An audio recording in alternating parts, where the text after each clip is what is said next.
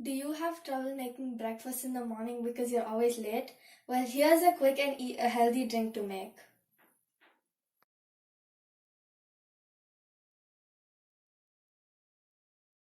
These are the ingredients to make strawberry milkshake. Strawberries, half a banana, sugar or honey, you can use either of them. Almond milk, you can also use ordinary milk. Taking half banana and cutting it into pieces. Add the bananas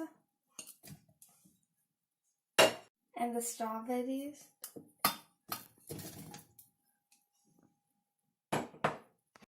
And 2 teaspoons of sugar.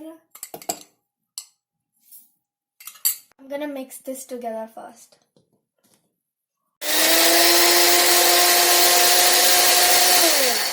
Now the strawberry and banana are well mixed.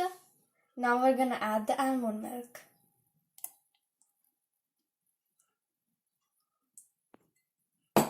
And mix it one more time.